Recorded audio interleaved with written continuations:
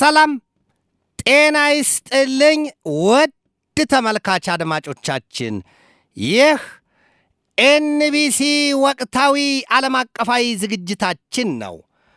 በዛሬው ዝግጅታችን ዩክሬን 100 የፈረንሳይ ስሪቶቹን የራፋኤል የጦር አውሮፕላኖችና ሌሎች የጦር መሳሪያዎችን ከፈረንሳይ መንግስት ልትገዛ መዋዋሏን እንዲሁም ቻይና በበኩሏ ለሩሲያ በቂ ድጋፍ ማድረጓና ምዕራባውያኑ ለዩክሬን በሰጡት ልክ ከሩሲያ ጋር ወዳጅነቷን እና አጋርነቷን አጠናክራ እንደነበር የወጣውን መረጃ ወዲያም በደቡብ አሜሪካ የምትገኘው ቬኔዙዌላ በኃያላኑ መንግስታት በሩሲያ በቻይናና በአሜሪካ መካከል የስንግ መያዟን እንዲሁም ከመካከለኛው ምስራቅ ቀጠናና ከሌሎች አካባቢዎች ያገኘናቸውን ትኩስ መረጃዎች ይዤ ቀርቤያለሁ። እስከ ዝግጅቱ ፍጻሜ ድረስም አብራችሁኝ ትዘልቁ ዘንድ የአክብሮት ግብዣዬ የአየር ሞገዱን ሁሉ አሳብሮ ከልባችሁ ይድረስ የምላችሁ አዘጋጅቼ የማቀርብላችሁ ትዕግስቱ በቀለ ነኝ። በ2017 ዓመተ ምህረት የሪል ስቴት አዋርድ ተሸላሚ የሆነው ድርጅታችን የዘመናት ህልሞን እውን ለማድረግ ከውጪም ከሀገር ውስጥም ያላችሁ ቤት ፈላጊዎች ባሉበት ሆነው የቤት ባለቤት የሚሆኑበትን አዲስ አሰራር ከአዲስ ዲዛይን ጋር ይዘንሎት ቀርበናል። አዲስ ዓመትን በማስመልከት ለእርሶ በቀረበ ዋጋ በ10% ቅድመ ክፍያ ቤቶን እየኖሩበት ወይም ማከራይተውት የሚከፍሉት የ60% አከፋፈል አማራጭም አቅርበንሎታል። 24 ሰዓት በግንባታ ላይ የሚገኘው ኮምፓውንዳችን ውስጥ የቪአይፒ ቦታዎችን፣ በረንዳ ያላቸው ቤቶች፣ ክሎዝድ ኪችን፣ ኦፕን ኪችን፣ ስቶር፣ ላውንደሪ፣ የሰራተኛ መኝታ ከነ መታጠቢያው ሁሉንም ክፍሎች የጠዋት ፀሐይ እንዲያገኙ አድርገን አቅርበንላቸዋል። ቅድመ ክፍያውን ሲከፍሉ የእርሶን የቤት ባለቤትነት የሚያረጋግጡ ሙሉ ሰነዶችም በእጁ ያስገባሉ። ዲኤምሲ ሪል ስቴት። ለበለጠ መረጃ በ0908543454 ላይ በመደወል ቤቶን ይሸምቱ። በሩሲያና በዩክሬን መካከል ያለው ጦርነት 4ኛ ዓመቱን ሊደፍን ምናልባትም የወራት ጊዜያት ካልሆኑ በስተቀር የሚቀረው ሌላ ነገር የለም ነው የሚባለው። በዚያ ሂደት ውስጥ ታዲያ ሁለቱ ሀገራት የጦር ኃይላቸውን ቢሉ እንዲሁም ገንዘባቸውንና ንብረታቸውን በከፍተኛ ደረጃ ማጣታቸውና የከፋ ውድመት እንደተመዘገበበት በብዙዎች ዘንድ ይነገራል። በተለይም የወታደራዊ ተንታኞቹ ሲመነዝሩት ሁለቱ ሀገራት ለዚህ ሊደርሱ አይገባም ነበር፣ የዚህን ያህል ደም መፋሰስና ይህንን ያህል ሕይወት መቅጠፍ አያደርስም ነበረ ጉዳዩ ሲሉ ያሳያሉ። የሁለቱ ሀገራት ሹማምንት በበኩላቸው የለም ዩክሬን በሩሲያ ተወርሬያለሁ፣ ወራሪውን ኃይል ከምድሬ ማስወጣት አለብኝ ትላለች።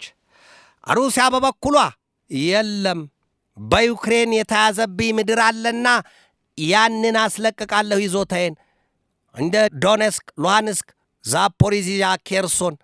ከዚያም ውጪ በ2014 ሩሲያ በዩክሬን ዘልቃ የያዘቻትን የክራይሚያን ወደብ አስለቅቃለሁ የሚል የዚያን መሰል አቋም አለ።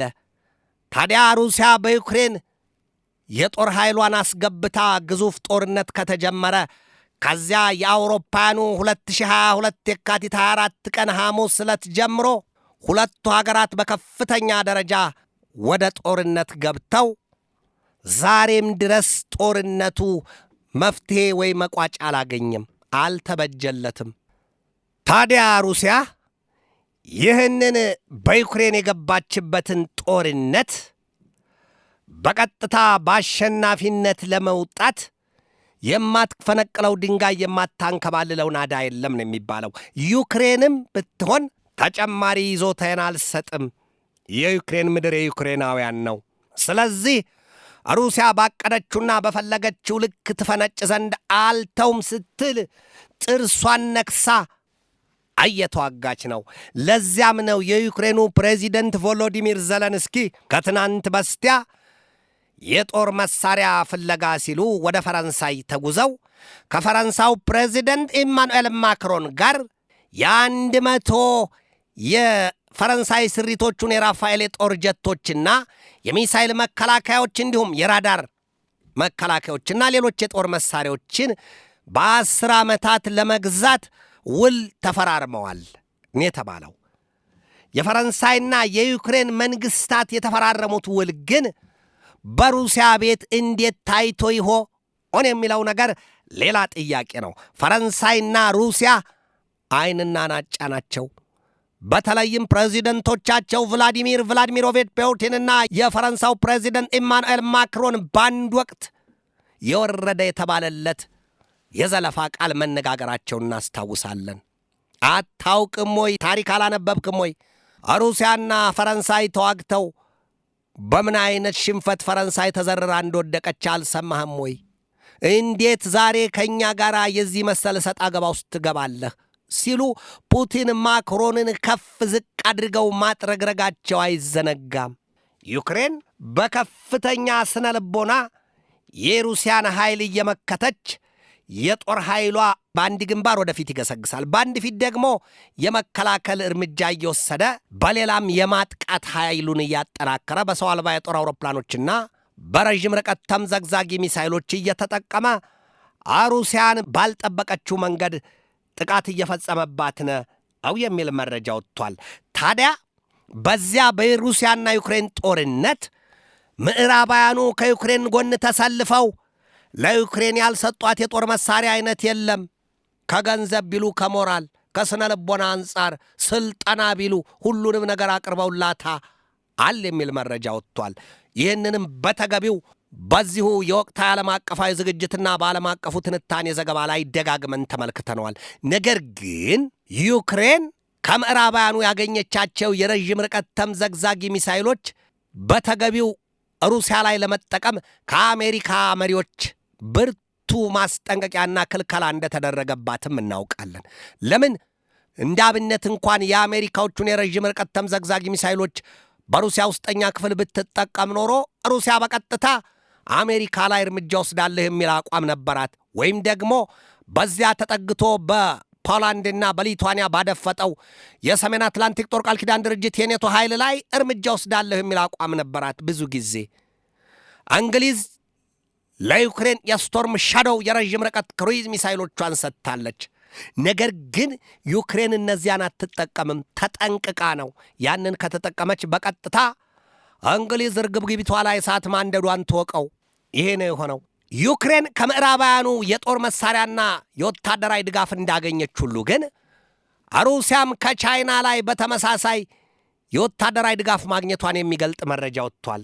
ለዩክሬን ምዕራባውያኑ በሰጡት መልኩ ቻይናም ለሩሲያ ሰጥታለች ወታደራዊ ድጋፏን። ከዚያም ውጪ ሩሲያ ከኢራን የሻሂድ የሰው አልባ የጦር አውሮፕላኖችና የካሚካዚ የሰው አልባ የጦር አውሮፕላኖች ማግኘቷል። እንዲሁም የረዥምና የአጭር ርቀት ተምዘግዛጊ ሚሳይሎችን ከኢራን ማግኘቷ፣ ከሰሜን ኮሪያም ላይ በተመሳሳይ በሚሊዮን የሚቆጠሩ ጥይቶችና የረዥም ርቀት ተምዘግዛጊ ሚሳይሎች ሳይቀሩ ማግኘቷና ወዲህም ከሰሜን ኮሪያ ላይ ከ10,000 እስከ 13,000 አንዳንዶች ከ25,000 እስከ 30,000 ሲሉ ቁጥሩን የተዛባ ቢያደርጉትም የዚያን ያህል የወታደራዊ ድጋፍ አግኝታለች። ወታደሮቿን አሰልፋለች። ሰሜን ኮሪያ በሩሲያ ደቡባዊ ኩርስ ግዛት ከሩሲያ ጦር ኃይል ጋር አሰልፋ ዩክሬንን ተግትጋታለች። በዚያ ብቻም አላበቃም። ሩሲያ ከኪውባም 5,000 ወታደሮችን ማግኘቷን በቅርብ ጊዜ የወጡ መረጃዎች ያሳያሉ። ሁለቱ በምስራቅና በምዕራቡ ጎራ የተከፈሉት መንግስታት በከፍተኛ ደረጃ ፍጥጫቸው በርትቷል። የምዕራባውያኑና የምስራቃውያኑ ፍጥጫ መገደቢያም መቆሚያም ያጣ ነው የሚመስለው። ሰሞኑን የአሜሪካው ፕሬዚደንት ዶናልድ ትራምፕ በካሪቢያን የውሃ ክልል ዘልቀው የቬኔዙዌላ የእጽ አዘዋዋሪዎች ጉድ እያመጡ ነው ሲሉ በካሪቢያን ባህር የሚቀዝፉ መርከቦች ላይ እስከ ከትናንት በስቲያ የተፈጸመው ጥቃት ድረስ 21 ጥቃት ፈጽመዋል። በምስራቅ ፓሲፊክ ውቅያኖስ ወይም የሰላማዊ ውቅያኖስ የውሃ ክልልም ከ7 ጊዜ በላይ ጥቃት ፈጽመዋል።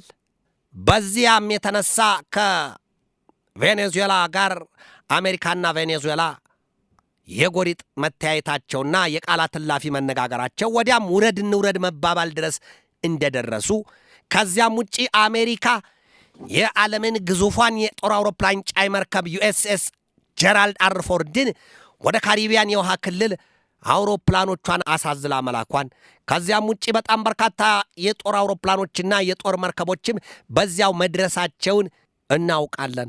ቬኔዙዌላም ብትሆን ከ200,000 በላይ ሰራዊቷን አንቀሳቅሳ ከአሜሪካ ጦር ኃይል ጋር ለመፋለም በዚያው በካሪቢያን የውሃ ክልል መዘጋጀቷን ሰምተናል።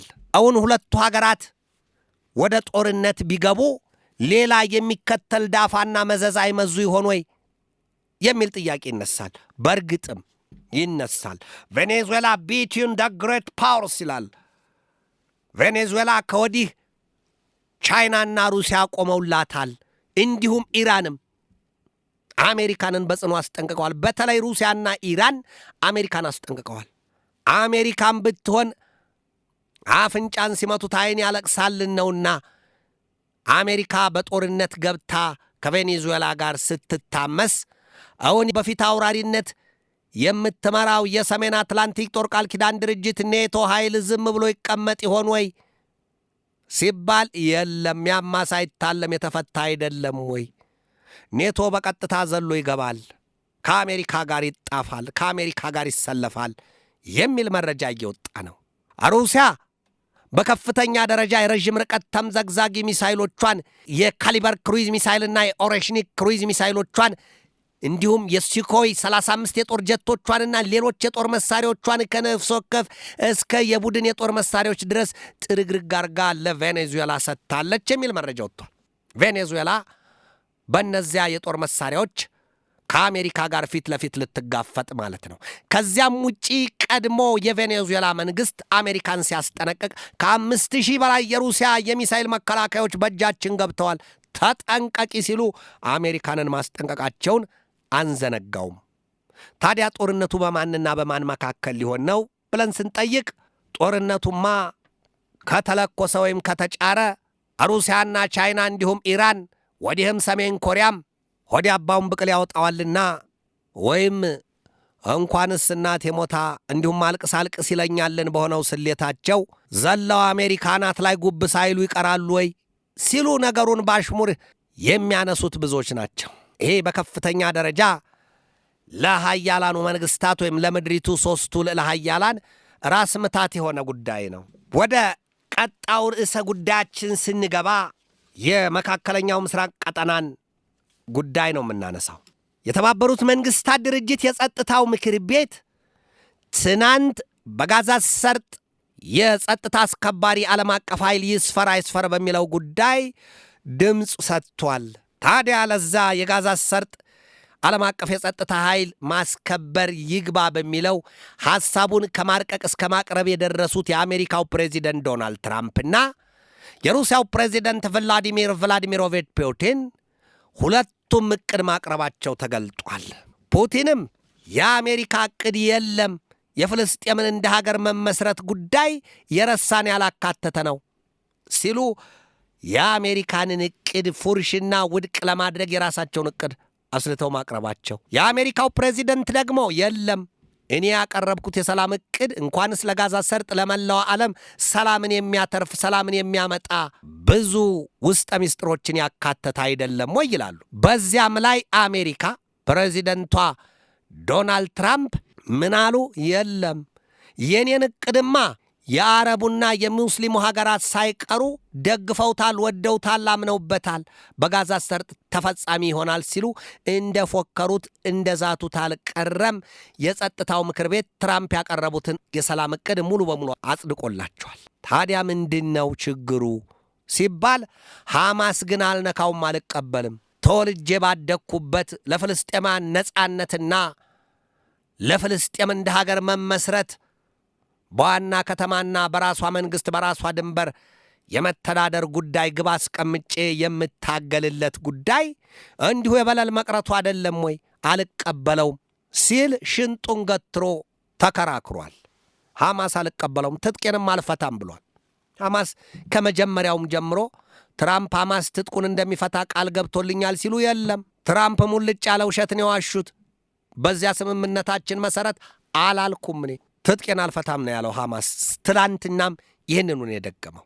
ሌላውና እጅግ አስደናቂና መነጋገሪያ የሆነው ነገር በጋዛ ሰርጥ የሚሰፍረው ዓለም አቀፍ የጸጥታ አስከባሪ ኃይል በአመዛኙ ከሙስሊም ሀገራት ነው የሚውጣጣው የሚል መረጃ ወጥቷል ዛሬ። ያንን ቦርድ ኦፍ ፒስ ወይም የሰላም ቦርድ የሚመሩት ደግሞ ትራምፕ እኔ ነኝ ብለዋል። ሐማስ ትጥቄን አልፈታም ከጋዛ ሰርጥም ንቅንቅ አልልም ብሏል። በጋዛ ሰርጥ የባዕድ ኃይል አይሰፍርም ብሏል። ወይም የዓለም አቀፍ የጸጥታ ተቆጣጣሪ ኃይል ማስከባሪ ኃይል በዚያች እግሩ ዝር አይልም ብሎ ተዘጋጅቶ ቆሟል። እነዚህ 3 እና 4 ጥያቄዎች በከፍተኛ ደረጃ ውዝግብ ፈጥረዋል። አሁን ትራምፕ የሚመሩት ዓለም አቀፍ የጸጥታ አስከባሪ ኃይል ከሐማስ ጋር በገዛ ምድሩ ጋዛ ሰርጥ ላይ ሄዶ ይዋጋል ይላተማል ወይስ ሐማስን እያየ እንዳላየ ያልፈዋል? ጥያቄ ነው፣ ጊዜውን የሚጠብቅ። ከዚህም ያልፋል ጉዳዩ። በኢዝራኤልና በሐማስ መካከል አደራዳሪ ከነበሩት ሀገራት ኳታርና ግብፅም እንዲሁ የጦር ኃይላቸውን የሚያዋጡ ሀገራት ናቸው። ሁሉም ሀገራት ዞር ብለው ደግሞ ፍልስጤም እንደ ሀገር ትመሰረት ዘንድ የመጨረሻው መፍትሄ ሐሳብ ነው ሲሉ አቋማቸውን የገለጡ ናቸው። የዓለም አቀፉ የጸጥታ አስከባሪ ኃይል በጋዛ ሰርጥ ይስፈር የሚለውንም ሐሳብ ሲደግፉና ሲከራከሩ ሲሞግቱ የነበረው ፍልስጤምን እንደ ሀገር የመመስረቷን ጉዳይ በዚያ ሂደት ውስጥ ያፋጥናል የሚል አቋም ስለነበራቸውና ስላላቸው ነው። አሁን ትራምፕ ባሰሉት ቀመር ግን ፍልስጤም እንደ ሀገር የመመስረቷ ነገር በዚህ ስሌት ውስጥ ይኖር ይሆን ወይ? ጥያቄ ነው። ይሄ ሁሉ ጥያቄ ነው። ከዚህ ውጪ በኢዝራኤልና በኢራን መካከል ያለውን ጉዳይ እንመለከታለን። ኢዝራኤል በዚያ የ12ቱ ቀናት ከኢራን ጋር ያካሄደችው ጦርነት ቅስሟ ተሰብሯል። እንክት ድቅቅ ብላለች። የውጊያ ሞራሏ ሁሉ ሞቷል። ከዚህ በኋላ በኢራን ላይ ጦርነት ማወጅ ቀርቶ ጦርነት የሚለውን ሐረግ አትጽፈውም ሲል የኢራን መንግሥት ዛሬ በይፋ ገልጧል። ነገር ግን የኢራን መንግሥት ይህን ይበል እንጂ ኢዝራኤል በበኩሏ እንደውም በ2 ግንባር ጦርነት ውስጥ ለመግባት ተዘጋጅታለች የሚል መረጃ ወጥቷል። ከኢራንና ከሊባኖስ ከሄዝቦላ ጋር ጦርነት ውስጥ ለመግባት ተሰናድታለች የሚል መረጃ ወጥቷል። ሄዝቦላ ዳግም ራሱን በከፍተኛ ደረጃ እያጠናከረና እያደራጀ ነው። በትጥቅና በስንቅ ቢሉ በስልጠናና በእዝ ሰንሰለቱ ከኢራን መንግሥት በከፍተኛ ደረጃ ተዘጋጅቷል፣ መልሶ ተደራጅቷል፣ አቅሙን ገንብቷል የሚል መረጃ ወጥቷል። ሄዝቦላ ትጥቅ አልፈታም ሲል አቋሙን ግልጥ አድርጎ አስቀምጧል። ትጥቅ አልፈታም ካለ ደግሞ ዛሬም ወደፊትም ኢዝራኤል ጠንቀኛ ጠላቴ ነው ስትል ሄዝቦላን ዳግም በጦርነት ለማስወገድ ስሌት መቀመሯ ይነገራል።